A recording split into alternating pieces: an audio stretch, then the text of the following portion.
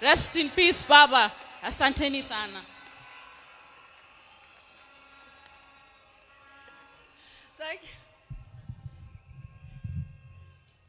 Thank you.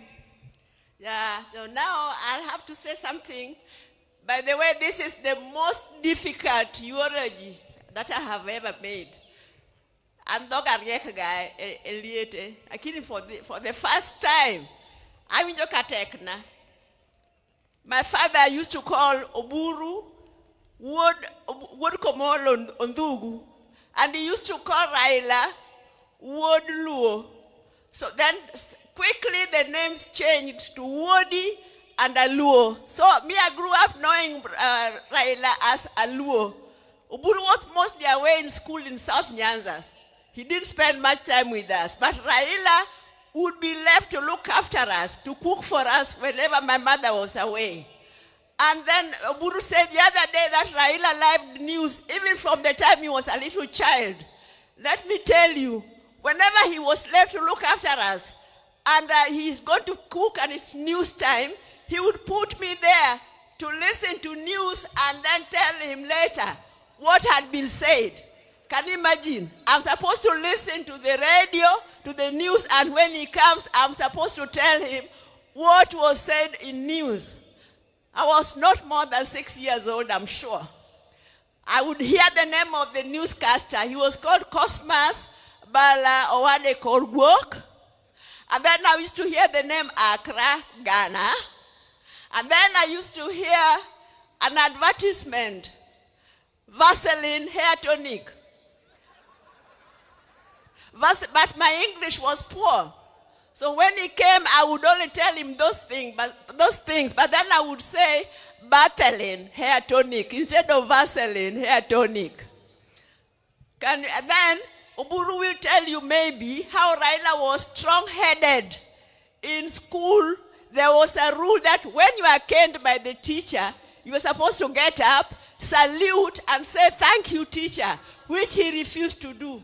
Every time he would get up, walk away, saying things about the teacher, maybe just mumbling, and the teacher would call him back, cane him again, until the teacher gave up. Maybe Oburu will tell you more. Then,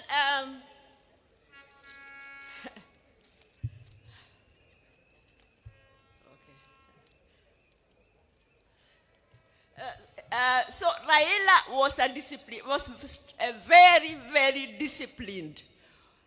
When he was a lecturer at the University of Nairobi, and also later when he was a director with Kenya Bureau of Standards, staying in his house was a nightmare. He would wake us up at 4 a.m. No matter what time he went to sleep, there would be a commotion. He's already going to take his morning jog, and maybe take the dog also for jogging. And then by 6 a.m., he's ready to leave for work. He was working at the Kenya Bureau of Standards. So when you're working under him, you could not be late, because if your boss is already there after just at 6 o'clock, you cannot even lie that you are there on time. And he introduced an attendance register. I mean, you had to clock in. You had to clock in, and he knew exactly what time you had come. So, the third one, the fourth one. Sorry. Then, let me say that as a family, I know most of you won't believe it, but we also used to have our differences. We have, even now, we have our differences, and we can have very hot arguments. Raila and I sometimes used to have very hot arguments. You'll see that when he's telling us, he's trying to explain some of even his political moves, he would be looking at me, because he knows me, I would not spare him. I used to tell him whether he wanted to hear it or not. So one time he came to my house, and then we were having a hot argument until my maid thought we were going to exchange fists. And he went to the toilet. I could hear him. Go walk, which going back to the cat, aluwe akone ni adagi. I've refused, nimekataa adagi.